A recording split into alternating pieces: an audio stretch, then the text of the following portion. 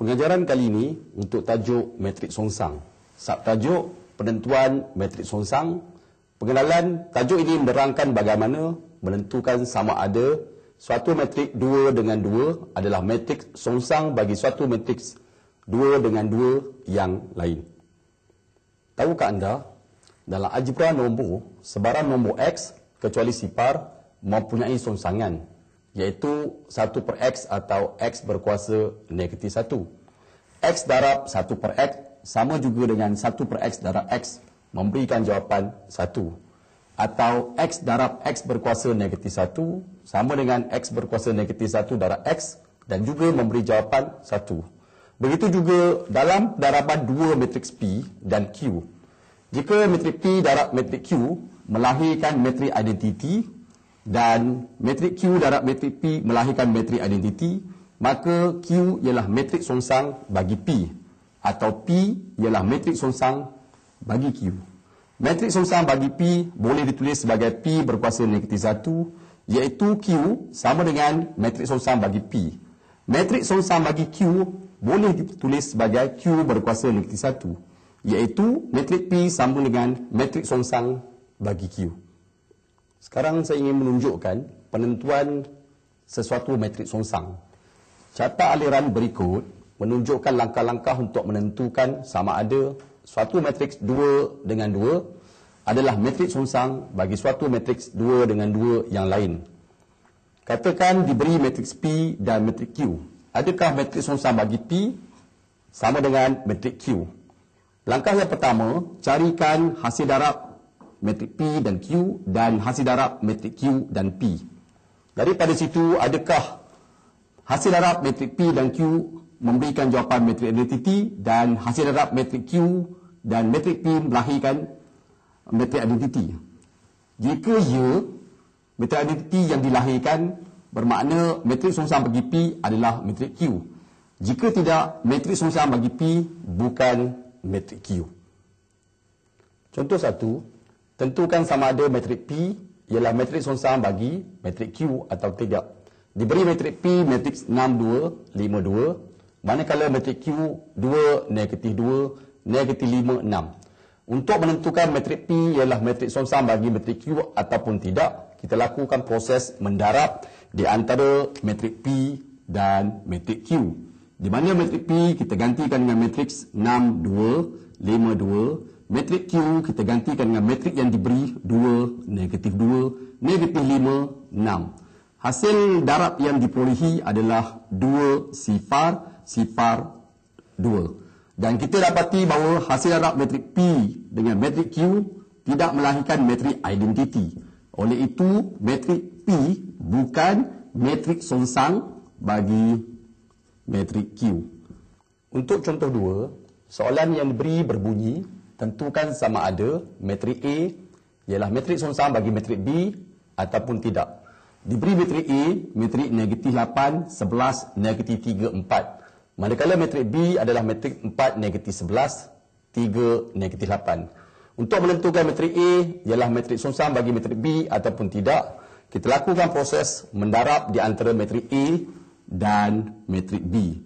Di mana metrik A digantikan dengan matriks negatif 8, 11, negatif 3, 4. Dan metrik B digantikan dengan metrik yang diberi 4, negatif 11, 3, negatif 8. Hasil darab yang diperolehi memberikan jawapan 1 sifar, sifar 1, iaitu metrik identiti. Jadi kita dapati bahawa hasil darab metrik A dan B melahirkan metrik identiti. Dan kita lakukan kaedah yang sama untuk metrik B darab metrik A, di mana metrik B digantikan dengan metrik 4, negatif 11, 3, negatif 8. Dan metrik A digantikan dengan matriks negatif 8, 11, negatif 3, 4. Hasil darab yang diperolehi melahirkan jawapan 1 sifar, sifar 1, iaitu metrik identiti. Jadi kita dapati bahawa hasil darab metrik B dan A memperolehi jawapan metrik identiti iaitu I. Maka kesimpulan yang boleh dibuat, metrik A ialah metrik songsang bagi metrik B. Contoh 3, Diberi soalan berbunyi, tentukan sama ada pasangan metrik berikut merupakan metrik songsang antara satu sama lain. Diberi matriks 5, 8, negatif 1, negatif 2. Metrik yang kedua, negatif 2, negatif 8, 1, 5. Jadi kita lakukan proses pendaraban di antara dua matriks. Metrik pertama, matriks 5, 8, negatif 1, negatif 2. Didarabkan dengan metrik yang kedua, negatif 2, negatif 8, 1, 5. 5 darab negatif 2, negatif 10. Negatif 1 darab negatif 8, positif 8. 5 darab 1, 5. Negatif 1 darab 5, negatif 5. 8 darab negatif 2, negatif 16. Negatif 2 darab negatif 8, positif 16. 8 darab 1, 8. Negatif 2 darab 5, negatif 10. Jawapan yang diperolehi negatif 10 tambah 8, negatif 2. Negatif 16 tambah 16, sifar. 5 tolak 5, sifar. 8 tolak 10, negatif 2. Kita dapati hasil darab tidak melahirkan jawapan metrik identiti 1, sifar, sifar, 1. Oleh itu, pasangan metrik yang diberi bukan merupakan metrik songsang antara satu sama lain.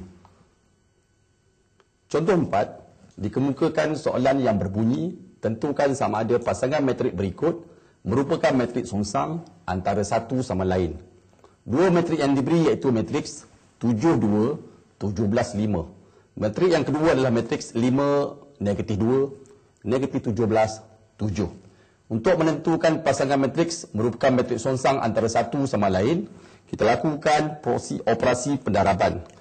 Kita ambil matriks 7, 2, 17, 5 didarabkan dengan matriks 5, negatif 2, negatif 17, 7. Dan apabila dilakukan proses pendaraban, kita mendapati 7 darab 5, 35. 17 darab negatif 2, tolak 34.